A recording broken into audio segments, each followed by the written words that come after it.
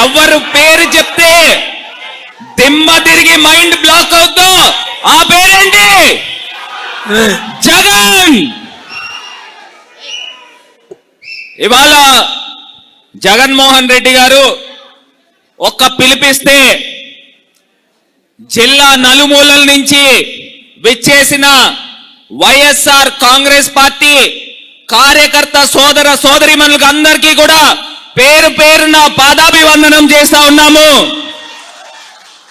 అదేవిధంగా మన గురించి మన తూర్పుగోదావరి జిల్లాని చక్కబెట్టేదానికి మన తూర్పుగోదావరి జిల్లా పునర్వైభవం తీసుకురావడానికి సీనియర్ నాయకులు ఎంతో అనుభవం కలిగిన నాయకులు మాజీ మంత్రివర్యులు శ్రీ బొత్స సత్యనారాయణ గారికి హృదయపూర్వక నమస్కారం తెలియపరుస్తా ఉన్నా.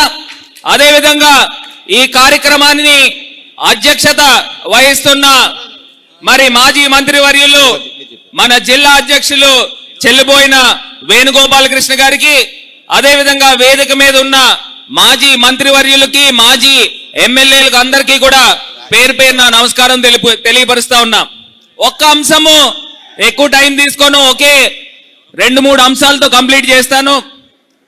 గతంలో చంద్రబాబు నాయుడు గారు ఆయన చెప్పిన మాట ఏంటి? అందరికీ కూడా చెప్పిన మాట, జాబ్ కావాలంటే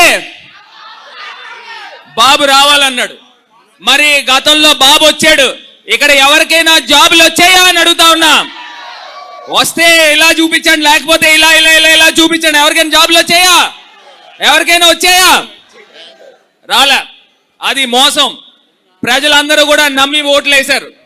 మళ్ళీ ఇవాళ చంద్రబాబు నాయుడు గారు అధికారంలోకి వచ్చిన తర్వాత పవన్ కళ్యాణ్ గారు అదేవిధంగా చంద్రబాబు నాయుడు గారు వీళ్ళిద్దరూ కూడా చెప్పిన అంశం ఏంటి? బాబు షూరిటీ, బాబు షూరిటీ. మీరు గట్టిగా చెప్తే మీరు మీ పేటలకు వెళ్ళినప్పుడు గట్టిగా చెప్పొచ్చు, బాబు షూరిటీ, బాబు షూరిటీ. మోసం గ్యారంటీ. ఖచ్చితంగా మళ్ళీ ఇంకొకసారి మోసం చేయడానికి వచ్చారు. మరి ఇవాళ అన్న ప్రతి ఒక్కరికి కూడా గతంలో ఆయన కులం చూడలే, మతం చూడలే, వర్గాలు చూడలే, పార్టీలు చూడలే, ప్రతి ఒక్కరికి కూడా సంక్షేమ ఫలాలు అందించాడు.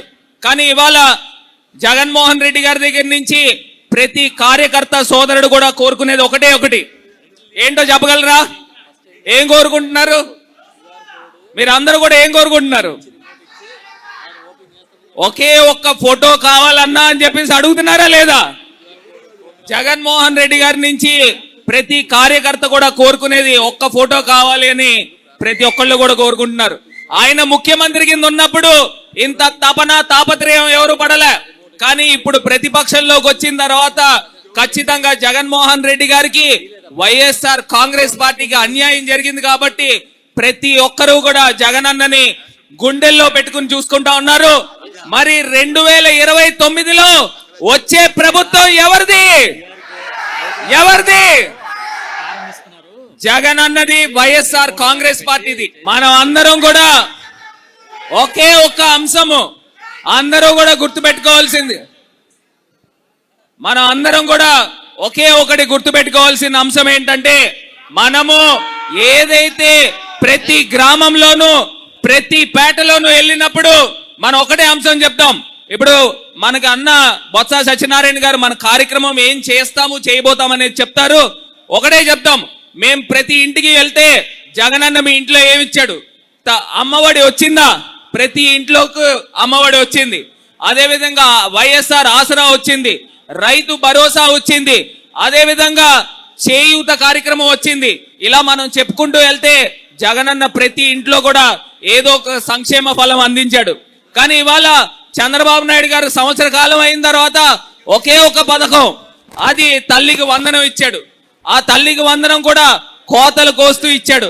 మరి పోయిన సంవత్సరము తల్లికి వందనము ఇంకా మాకు ఎప్పుడు ఇస్తావు బాబు అని మనం ప్రతి పేటలోనూ అడగాల్సిన అవసరం ఆవశ్యకత ఉంది అని ఈ సందర్భంగా తెలియపరుస్తూ, మరి మనం అందరం కూడా రక్తం చిందించి ఖచ్చితంగా మనం గెలిపించాల్సిన నాయకుడు ఎవరు? ఎవరు? జై జగన్, జై జై జగన్.